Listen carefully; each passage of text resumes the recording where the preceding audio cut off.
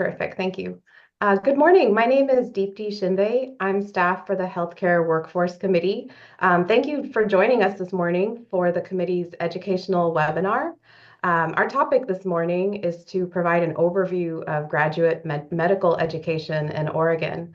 And we're joined by Dr. Eric Weiser from the Healthcare Workforce Committee and presenters from the Oregon Residency Collaborative Alliance for Family Medicine, also known as ORCA FM. Before I get started, I just wanted to go over a few housekeeping items as well. One thing is we had this webinar because it came about as a result of a direct recommendation that came from the Healthcare Workforce Needs Assessment, which was to increase the number of graduate medical education slots in Oregon and to continue funding for ORCA FM. And so we wanted to follow through with the needs assessment by having this educational webinar. We also wanted to acknowledge that we know that GME shortages exist in other fields as well, but our focus today will be on primary care, since that is what was mentioned in the needs assessment. A few housekeeping items. I want to welcome the committee members, OHA staff, and guests to our webinar.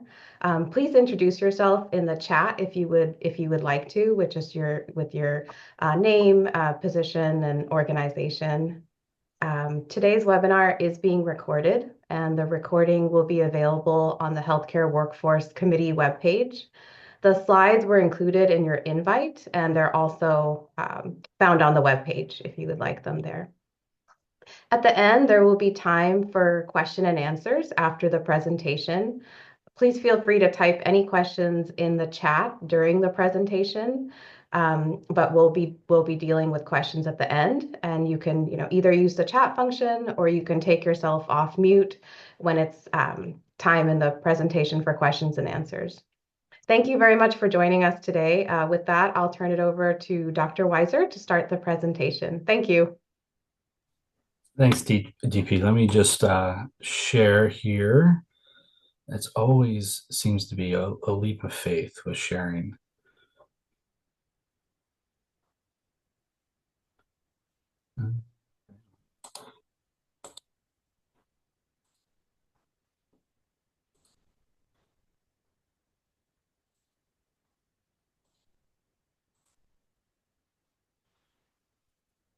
There it is.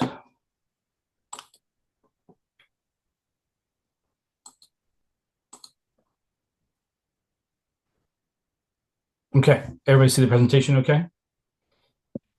Yes. Great, thank you. Excellent. Thanks for the introduction. My name is Eric Weiser. I'm with the OHSU Family Medicine, but also direct the Oregon AHEC and the Assistant Dean of Rural UME. Justin, do you want to introduce yourself? Yeah, hi to the committee this morning. I'm the program director at Providence Family Medicine, Justin Osborne. Been the chair of Work FM and proud to be doing this work. Been here since 2016. Roger? Hi, good morning. Roger Garvin. I'm a family physician. I'm with the OHSU Department of Family Medicine. My role is Director of GME Integration and Expansion in the department. So starting new programs, which I've done 3 of those in the last few years, and helping to coordinate between our programs. I'm also the medical advisor to the ORCA FM group. And just a reminder, I'm not speaking for OHSU today. Thanks, Roger. Jackie. My name is Jackie Wers, and I am the Executive Director of ORCA FM, as well as the Chief Operating Officer for the Oregon Academy of Family Physicians. Thanks, everyone. Here's our disclaimer. We are, our opinions are of our own and not of our employers. I think it's important to disclose. While we have no financial conflicts to disclose, ORCA FM is funded by Senate Bill 490, which is expiring, and there's a new bill up for renewal for our continued funding. And Justin, you want to talk about our history of ORCA FM? Yeah, so ORC FM is the Oregon Residency Collaborative Alliance for Family Medicine. I'll give some background. I trained up in Seattle at University of Washington and spent 28 years living in Whammy Land. And I came down to Oregon in 2016, and there was no collaboration at that time. Roger was helping spearhead that rolling forward.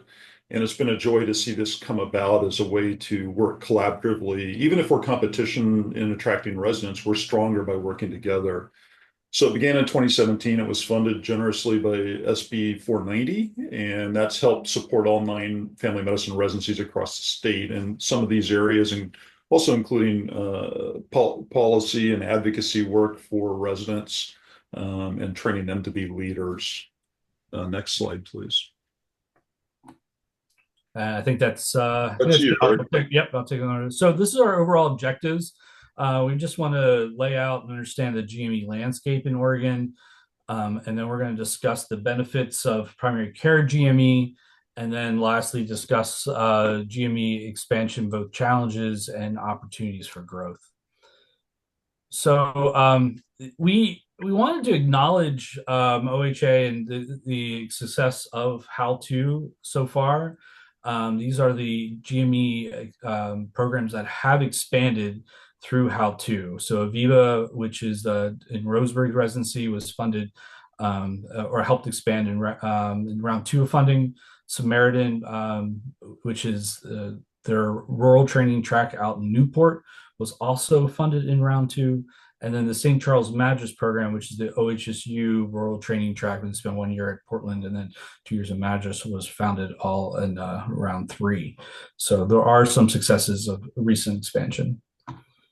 So I just want to cover where Oregon physicians are, what the rural workforce looks like, and then GME slots by specialty and location, and then some of the lessons that I learned when we did an Oregon Office of Rural Health listening tour across the state last year, because I think this committee has talked about some of those things. Just want to summarize those. So this data is from the Graham Center in 2018, really on who the rural providers are by profession in Oregon. And you can see that really 50% of the providers are the MD, another 8% by DO. Kudos to our dentists and nurse practitioners there. So the MD and the physician workforce does make up of a big percentage of that. And then the question is, of those physicians, what specialties they are. So this is from the 2023 OMB data on those folks who have a license in Oregon. And you can see what percentage those are family medicine. So I combined family medicine and family practice as one specialty there. And those are the ones that are in blue. The top bar there is in all areas. Because I'm the AHEC director, I kind of think of AHEC regions that way. So there's the specific regions there. The other thing I wanted to just mention is that internal medicine, which is that sienna color, that represents not just general internists, but really all of the subspecialties thereafter. So you think gastroenterology, cardiology, endocrinology, all those subspecialties are included in that field. And then our next big one there is emergency medicine. That raw data is available through the OMB. I just want to show you that there. It takes a little bit of cleaning to get to that, because there's a lot of all those things are self-reported, and you can report more than one, and that's what the physician workforce looks like. As far as GME slots, this is one of those slides that we're told not to make it this way, but I didn't know how to do it in any other way. So I apologize for the number for just the numbers, the sheer bulk of information, and then also this takes a lot of explaining. So hang in there with me. So the population of Oregon and Washington are quite different. The last set was Oregon's about 4 million and Washington 7.8. Did have the numbers on that slide. I don't know where they went, but and then the columns here, the column on the left is the GME slots in Oregon. So this is GME slots by specialty, and this was in 2024 data. We have the 2025 match, but that just got released, and honestly, I haven't had time to break out the numbers. So this is 2024 match data The left column is specialties in Oregon. The right column is specialties in Washington State. I picked Washington State. Number one is I think their geography matches ours the best. You have the urban center on the west side and less urban places out on the east. And the other thing is that when you look at the health grades, the Commonwealth Fund gives Washington slightly higher grade than us. That Washington's at 7, and we're at 13th. So I thought it was something to aspire to. That middle column is what happens when you take the Washington State GME numbers and do a correction factor for population size of Oregon. And I really wanted to compare the two. And the ones that are outlying, we have a couple left less in anesthesiology, pediatrics.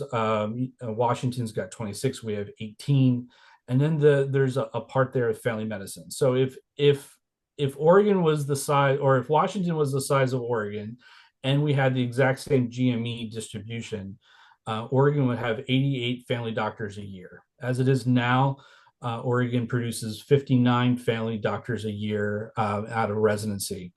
And I have to admit, 10 years ago, the number was like 38. So we've had some great expansion, but we still have about 30 to go before we hit the same ratio of Washington State. And then conversely, there are more internal medicine docs in Oregon than Washington. So that is so anyway. So we can save that for questions later. The next thing too is just not only do we have a little bit less GME slots than Washington State, when you look at number of medical residents per 100,000 people, Oregon lags behind the rest of the country. And we'll talk about why this is problematic. Not only are you missing out on the resident workforce, and they're seeing patients and they're a workforce into themselves, but then also comes the implications about where those folks practice afterwards. And then it's by location. So the Portland metro area makes up 46.7% of the Oregon population. And I used the Census Bureau data on that one, but excluded anybody who is in Washington State because they include Vancouver in our census tract. So that is the Portland metro area as percentage of the rest of the population. But when you look at the percentage of GME slots for the rest of the country or the rest of the state, you can see that we have 428 GME slots in the Portland metro area, which comprises 83% of all GME slots. So our resident education is definitely centered around the Portland metro area. The rest of the state makes up the remaining 17%, Corvallis and Samaritan being a bulk of that, and the rest coming from Klamath Falls are the Newport residency, the Rural Training Track, the Hood River Rural Training Track, and Roseburg. Then we talk about retention. So one thing that not only is the resident workforce highly concentrated in Portland, and then less resident workforce for other states, that really makes an impact on where those residents then practice afterwards. So when you look at the overall percentage, this is our Orca FM residencies. So this is from the AAFP. Sorry, it's trash day and my dog gets excited. But if you hear the barking in the background. So far, the Samaritan residency program retains just under 50%. Prob Milwaukee at 93, Hood River 50%, OHSU Portland at 75 roughly, and then Cascades East almost 91%. So when you look at the family medicine residency programs in Oregon, nearly 71% of those who graduate in Oregon stay in Oregon as their practice. And that is the implications that we're going to talk about coming up next.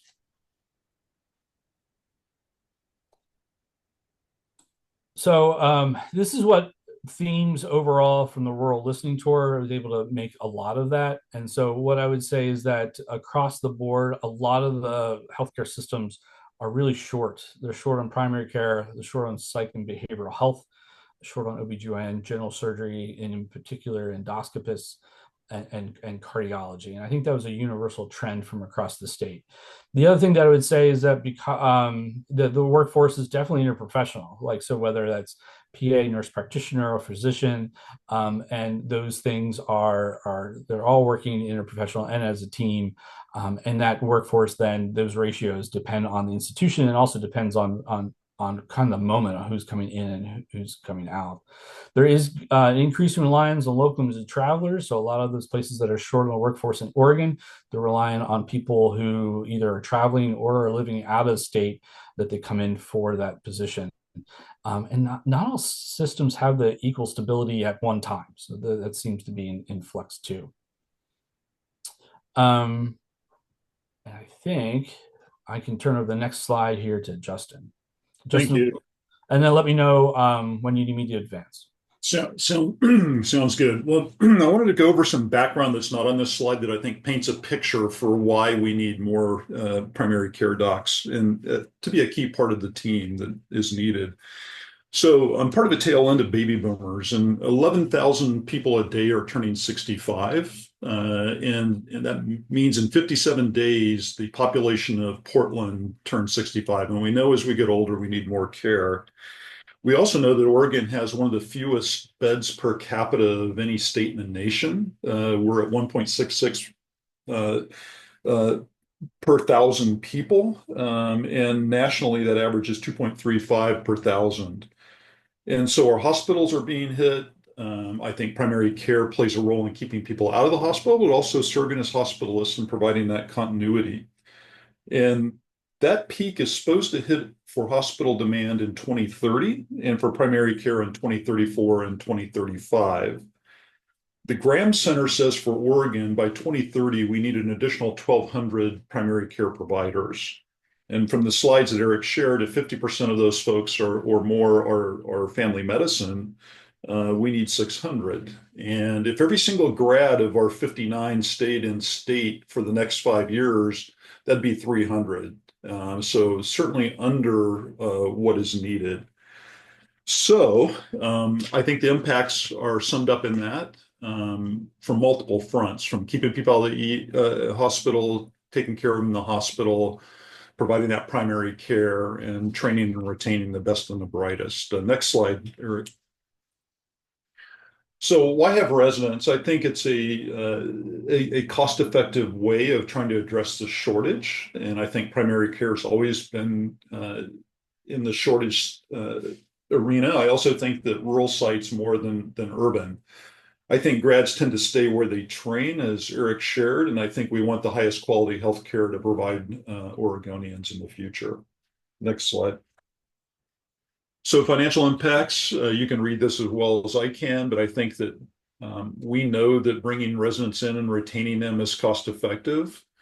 There was some data that showed, and this is assuming that an average panel for a primary care doc is 2,000 patients. And if those 2,000 patients spend $5,000 in healthcare downstream, doesn't mean the family doc is generating that, but the flow into specialists and other care that they get. And then one of my mentors did a study showing that for every dollar invested in primary care residency results in $6 of throughput. So you can see those numbers.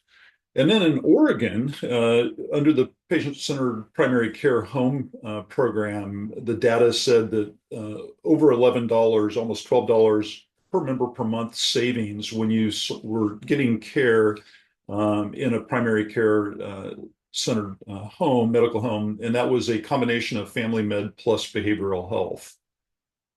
So cost savings for value-based. Next slide, please. And then I think, this data speaks for itself, but I think reduced mortality in places that train. And I know talking to our own hospitalists that they prefer and retain some of the highest satisfaction scores by engaging with residents.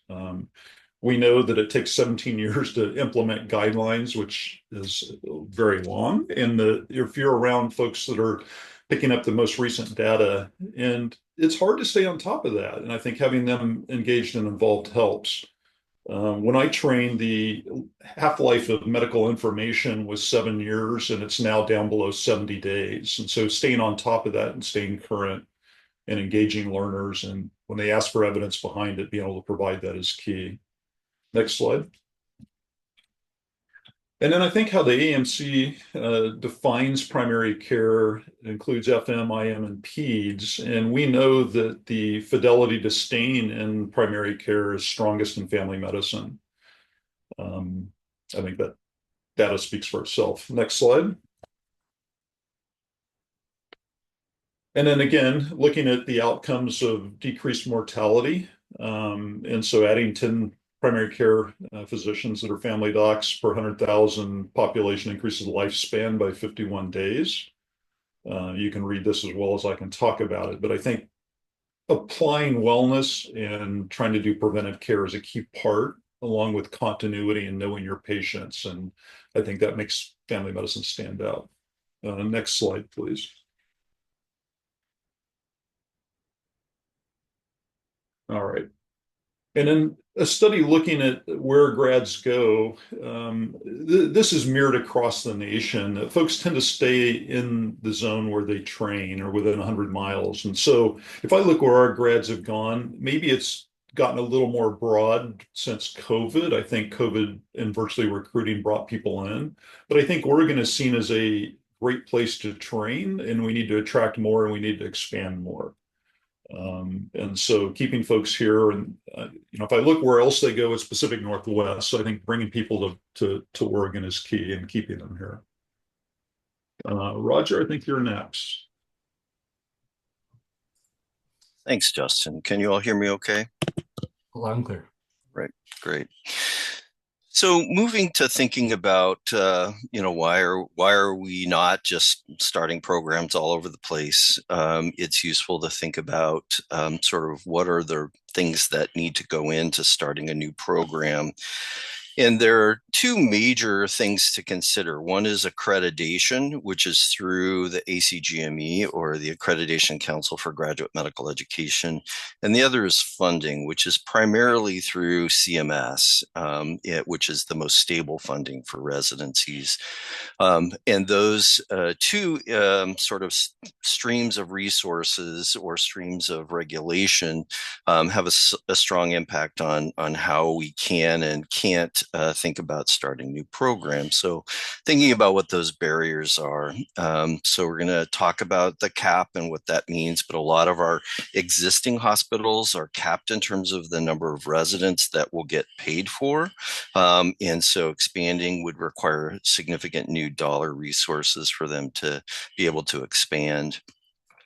New programs, even if they can get funding from CMS, take a lot of funding, and we'll work our way through that a little bit. A lot of it is also culture. It takes time for a hospital that's not been used to certain kinds of learners, i.e. residents, to think about changing how their staff thinks about their physician staff, how all the rest of their staff think about being an educational physician facility. And then time. It takes a long time to get through this process, which ends up often being longer than the average CEO is in place in a hospital. And so therefore, you're needing to have long-term commitment from an institution to get into a GME setting. Next slide, please, Eric. So let's talk about the cap. So in the mid to late 90s, in an effort to save some funding, Congress set that there would be a cap on the number of residency slots that were paid for. And so what ended up happening is that on December 31st, 1996, whatever number of residents a hospital had that they were training, that was the number that they would get paid for forever. And so that led to, again, most of our current large hospitals being capped. But it also led to a number of small hospitals, or even some large hospitals, that trained only a few residents being capped with a cap of 2 or 3 residents, and not being able to actually expand the number of residents that they might train. There has been an opportunity to reset that cap over the last 5 years. That cap space is running out, no hospitals in the state have actually been able to utilize that so far, just because that it's also a challenging process. There are hospitals in the state that are what we call GME naive, meaning that they have not trained residents during that time since 1996. And so therefore they have not established a cap. But there are certain constraints upon those hospitals in terms of starting GME programs. And so number one is that the CMS regulations give them 5 years to establish. Once they start training residents, and residents usually starts July 1, that means that by the time they get to 5 years later, however many residents they have that they can claim, that's the number of residents that they will be capped at, again, for perpetuity. And so for a lot of the larger hospitals, they're wanting to use that cap wisely. And so they want to not just start one program. They'd like to start a number of programs. But as I'll show you in a minute, that process can be lengthy and costly, and takes a lot of time and resources to try and get, say, a general internal medicine, a family medicine, a surgery, an OB, a psychiatry residency, all started at the same time. And again, that cap is set after 5 years. And so hospitals necessarily are wanting to use them wisely. Next slide, please, Eric. So this table shows us sort of a timeline and the interplay between the ACGME and CMS. And so if I'm a hospital and I'm thinking about starting a new residency program, if today is day one, I need to become a sponsoring institution through the ACGME, which its own lengthy process takes at least 6 months up to a year to develop that process.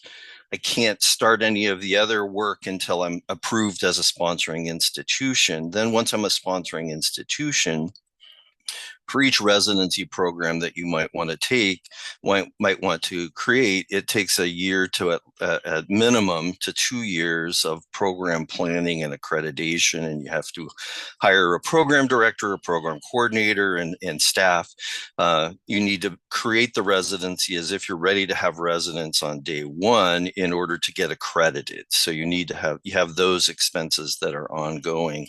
And again, there's no resources that are coming in until you start actually training residents. And then because the input into residencies is medical students who all graduate at the same time every year, and there's the whole resident match, which we could talk about if you want, but it takes a year at least to recruit and match our residents. And so that's another year of training. And then you finally have residents who start into your program. And then you can start claiming them for CMS. But as many of you may know, the CMS funding lags behind. You get paid for this year, next year. And so you're only training 1 year at a class at a time, and then second year, and then third year. So it takes 3 to 4 years to get to your maximum number of residents. And then again, the funding trails behind that. So you have this 6 to 8 year time period where there's a significant investment of resources, not just finances, but also time and energy and investment in your medical staff and your staff. That really is something that a hospital has to think pretty hard about before they would jump into this process. So that's kind of the overview of some of the challenges. I'll turn it back to you, Eric. Thanks. So I just want to summarize that GME funding for the most part works. When it's all set up, even though it's capped and restricted, it produces better health for the hospital. It stabilizes finances for the institution. And it provides a stable workforce for the institution and for the area around it. So for the most part, it works. We talked about some of those complications.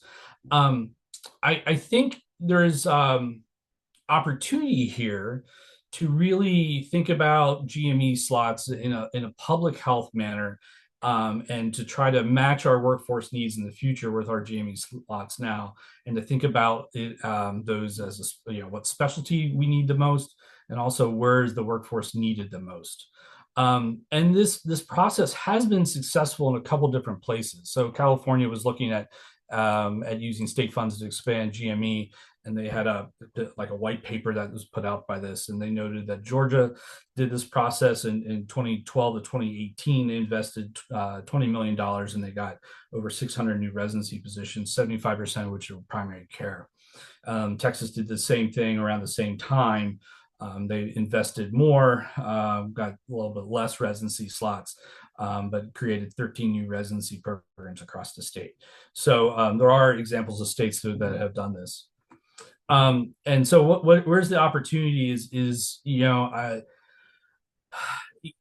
don't know. I was once taught that no one has your best interest in mind like you do. And I think that comes to the state too, right? So I don't, the federal funding opportunities are great, and they have stabilized this, but we are who we are.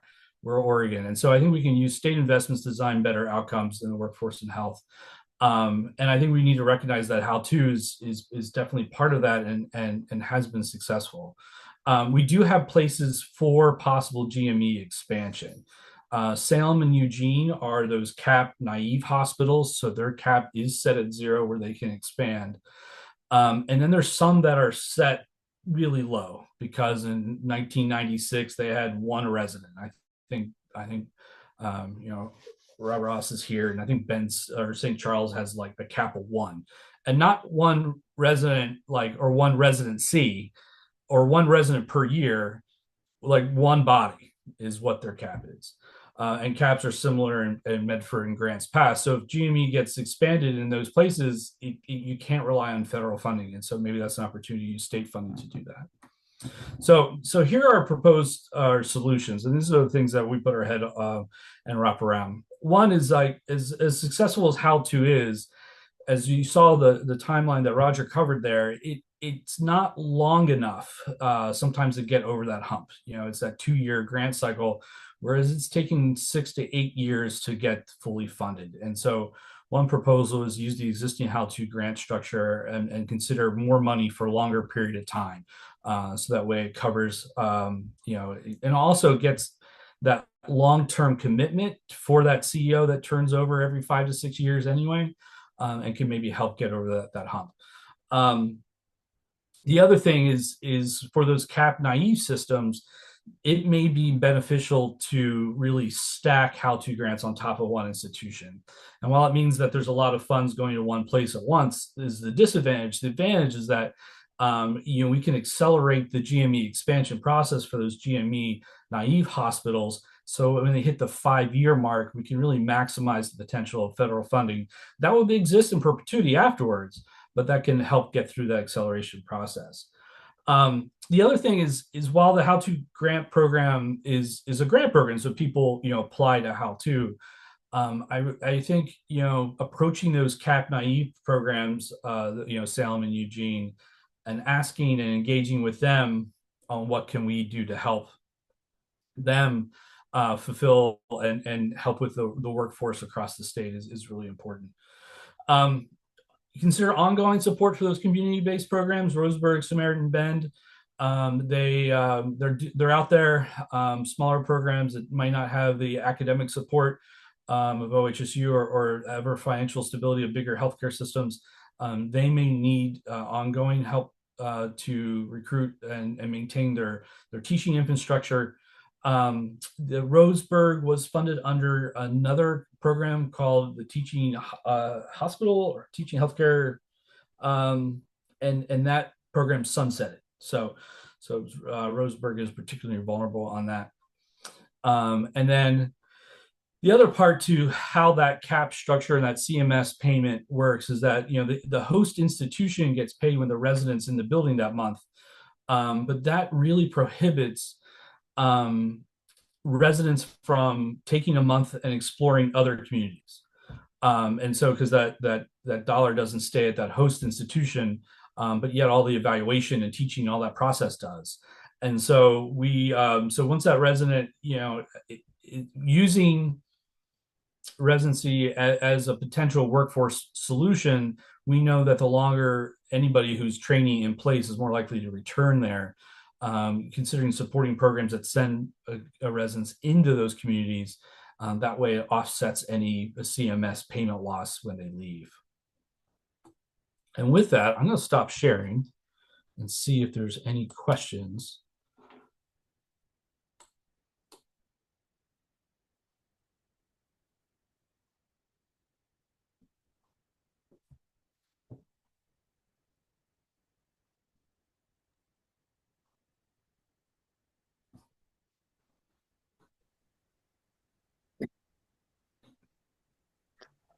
Committee members, any comments or questions?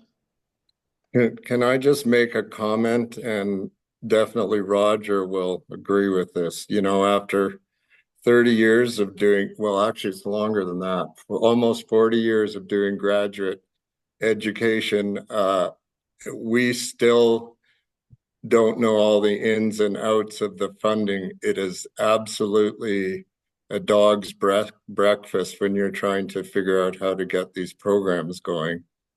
For instance, we applied, you're right, we have, I think it was Eric that said, we have 1.15 cap at this point. There are some other unintuitive ways that aren't well publicized to increase your cap. For instance, last year we applied to get 4 positions from a program called 126 to increase our cap, and we were successful. We got 3.5 positions. The problem is we don't have this was for psychiatry specifically, and we applied again this year, so we potentially might have close to 8 positions. But without commitment and the money to carry on, that particular program dies on the vine, right? So we were set to go with a psychiatry program, but I'm going to say this, and you know, I'm an administrator basically, but administrators look at Excel spreadsheets month to month, which has nothing to do with medicine. You have to think about what's happening in the next 20 years. And so they're so focused on what the timeline is and month to month. I mean, over 40 years, you hear things like, oh, we've got to cut staff because, you know, this January was not the same as last January. And then they cut staff. And then, well, in March, their census is 5 times the amount it was last March. So it creates incredible instability. And the trick is to try to get people to think long term instead of like even a year. I think for a lot of administrators is a long timeline. So both politically and administratively, until we can crack that code, it's really hard to do these things. So thanks for the presentation, you guys. It was good. Thanks, Bob. I see in the chat a question about residency startup costs over 5, 6, 7, or 8 years. Do you have any of that kind of information? Yeah, so it's in the range of that $5 million that Eric mentioned, because in those first years before you even start having residents, you need to have a half-time physician who's creating the program. You need to have a program coordinator, and then you have the costs of recruitment and all of that and accreditation that happen before you ever even start seeing residents. And then you have resident salaries, and then you start having core faculty that you need to be paying in addition to the program director, and a lot of that is because again the payment that would come from residents being engaged is lagging behind needing to create the program. And so so it's really in that range of about 5 million over that first 5 to 7, 8 years that we would be looking at.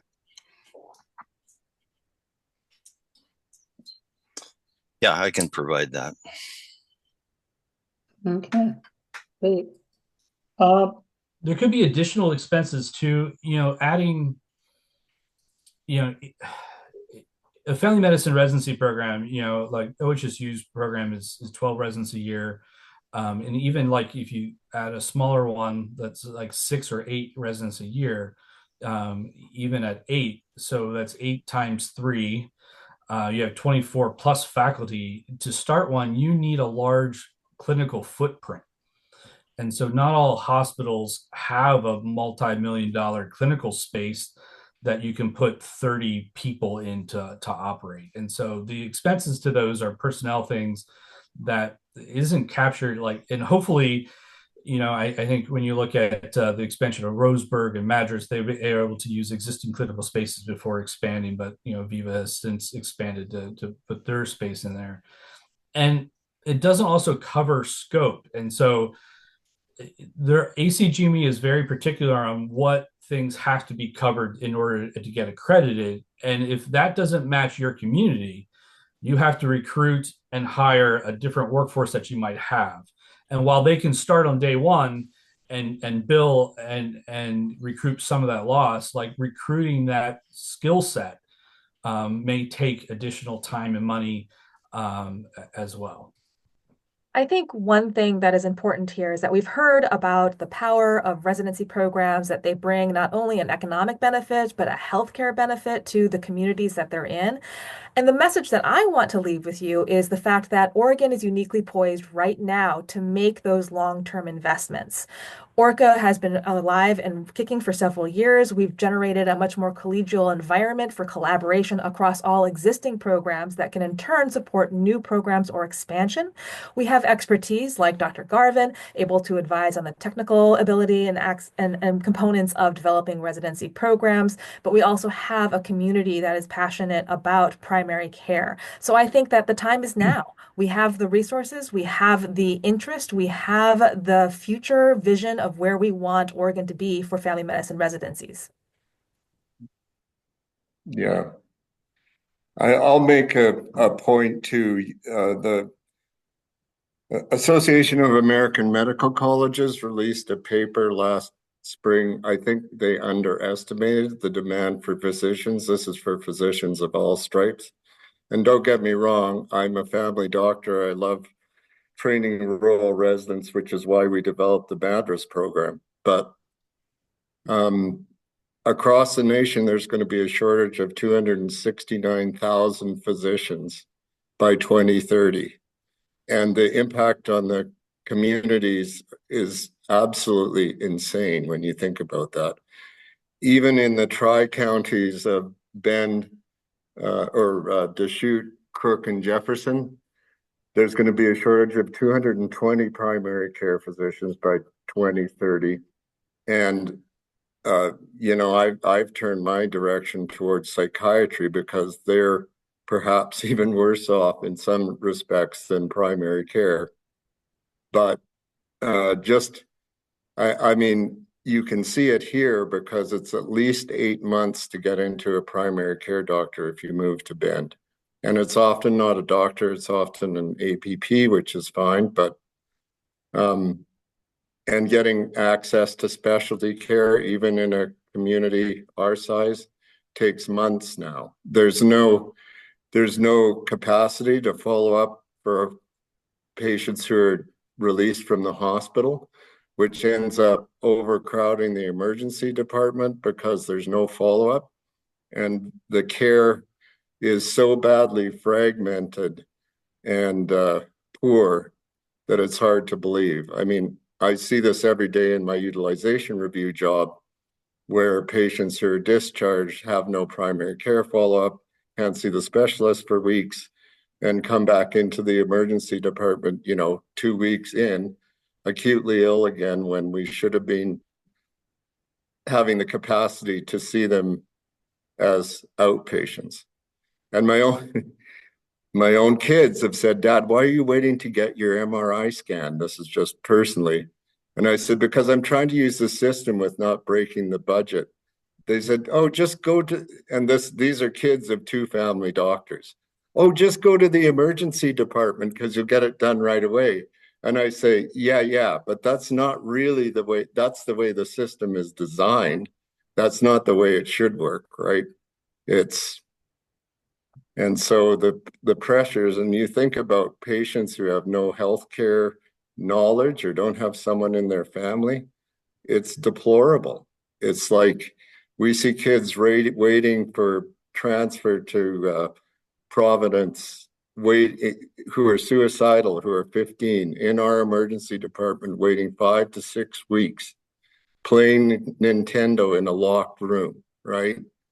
That's not very good psychotherapy. So it's just, it's absolutely deplorable. So. Okay. Well, thanks, Sorry for Bob. my diatribe. An unfortunate circumstance we find ourselves in. Committee members, any more questions for our presenters today? I have a question for you guys. From OHSU side, Roger or Eric, are you guys actively exploring the Eugene or the Salem possibilities? Because in my institution, it's it's going to be a long road to hoe to get anything else done here. But in a hospital where there's a free cap and you could blitz them with hundreds of positions, that might be the best strategy. I don't know. I believe there have been some conversations in Eugene about thinking about starting programs. I'm not aware of any recent conversation in Salem.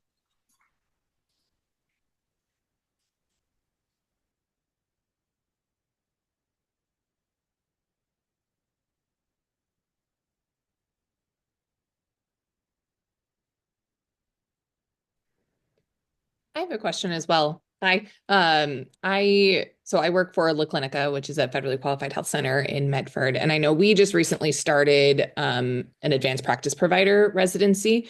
So I'm wondering, I mean, I'm a dentist. I don't know a ton about all the subtleties of that, but I'm wondering if you could speak to sort of that.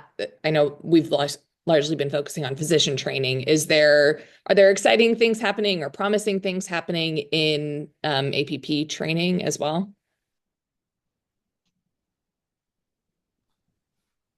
Elena, that's one that I've been following that too, both, because I know Roseburg is looking into that too. And I wish I knew more, and I don't know what the federal funding piece to that is, if there's one.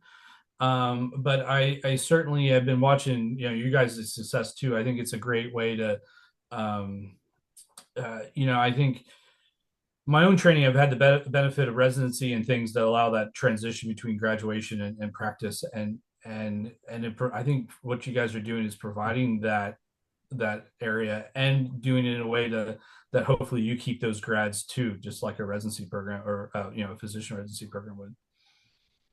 I would add to that, I've trained and taught APPs in Washington State since, 96, and they're a key part of it. And University of Washington, the PA program is under and integrated with the family med department. So I think they're also key players in this. I think if you look at the data, 50% or more is family med, and APPs make up a lower percent, but they're got to be a key player in that too. Cool. Yeah, thanks. And if the committee has an interest in learning more, I'm happy to connect OHA staff with our residency coordinator here. To Dr. Weiser's point, we trained 5 residents last year, 4 or 5, and all of them stayed in Medford. 3 of them stayed with our organization. And then I think we're up to 6 or 7 currently in the program. And I think the hope is to grow to 8 or 9 for the next application cycle. And we've had I think the last numbers where we've had like 12 or 15 applicants. So pretty good interest. And yeah, exactly, to train them in public health, give them some leadership training, also working sort of with diverse populations and cultural competency. So sort of, and I did, as a dentist, I did a 1-year residency between dental school and practice. And so I'm a big proponent of residency training and the bridge and the sort of support that it provides. I think it makes more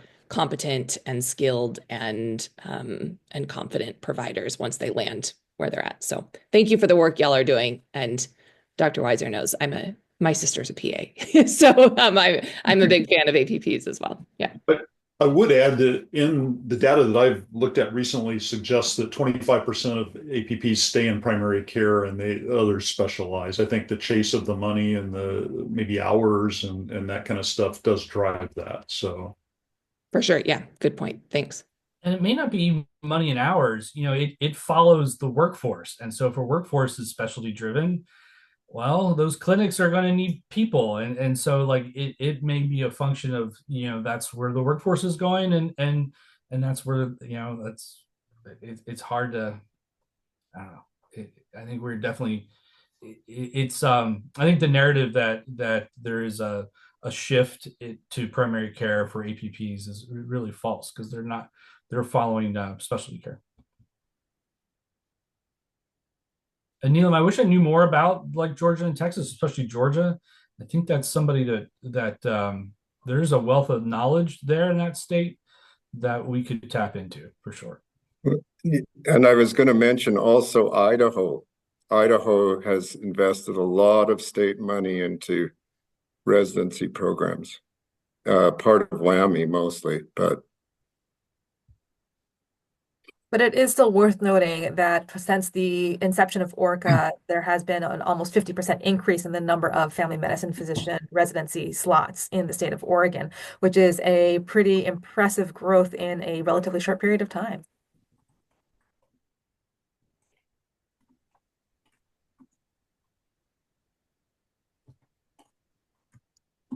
Boy, did I manage to kill conversation with that one.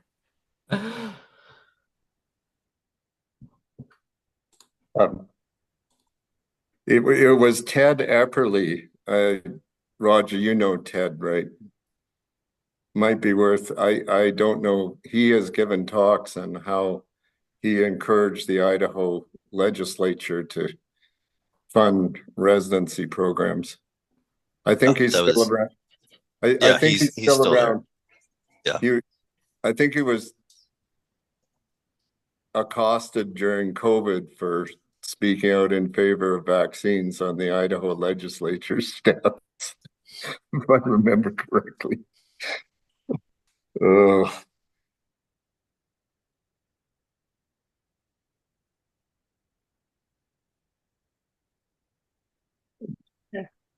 Seeing in the chat a question about what the ORCA FM will be focusing on in the next few years. I can answer some of that. It's not comprehensive, but I think that supporting the programs that exist, number one, trying to attract and retain the best and brightest is number two. And then I think the pressures on production are endless, and that as we have skill sets, we could share across systems doing that. I'll give you some other examples. When COVID hit, we lost the ability to send our chief residents to a national conference to train, and we did that internally. We're looking at stuff around POCUS and other point of care ultrasound and other teaching things where we could potentially do that across systems. And then I think the policy scholars and developing healthcare advocates are a key part too. And I don't know if Roger or Jackie, you want to add in anything else?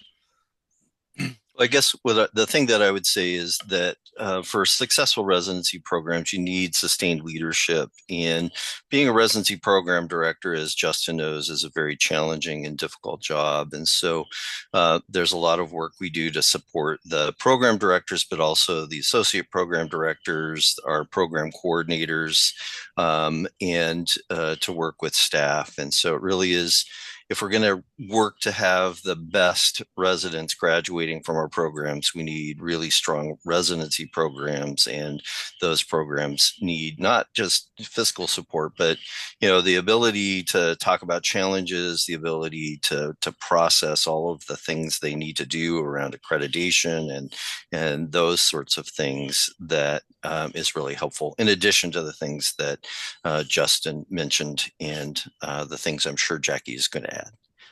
Yeah. Thanks, Roger. One thing also that we are doing is trying to provide direct service to existing residents by providing financial consultation and contract consultation. The stress of a residency and the economic factors that contribute towards long-term longevity of choosing the same place to live in to practice as they did their residency is something that is very heavily known and something that we have a direct answer for. So we're providing direct service to the residents.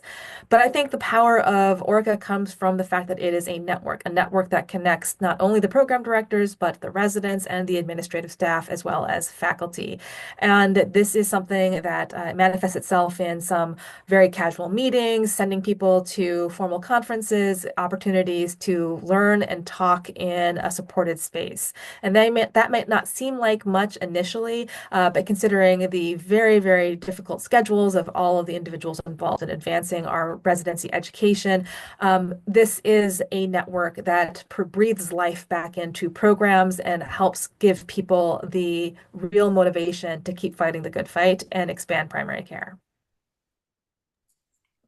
And I guess I would just remind everyone that all of these people in leadership positions in these residencies are practicing physicians who are have all of the same stresses that physicians have in practice everywhere, and so they're doing this really challenging and important work in addition to the work of being an excellent physician.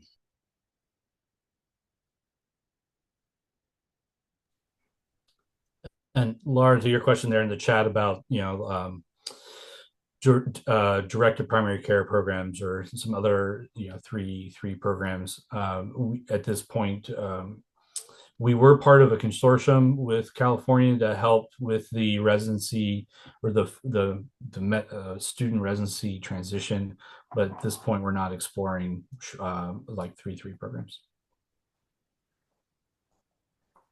Okay, we're getting down to the end of our hour here. And first, I want to really thank you, the presenters, for putting this together and for giving us more information on graduate medical education. I see there are even more questions coming through the chat. I'm afraid those might have to be taken offline at this point. So I see that Jackie has put in an email address for questions into the chat so that we can reach out to get more information. I think, let me see, Deepti or Neelam, do we have anything else that we need to tell the group? I don't think we do. Just thank you very much for a great presentation, and thank you very much for joining us here this morning. So there was a request for sort of a financial breakdown. Who would I send that to? I will connect with you. Great. After. Yes. Thank you. Thank you. Thanks all. So everybody. Next Thank you. Thank you so much. Our next healthcare committee, workforce committee meeting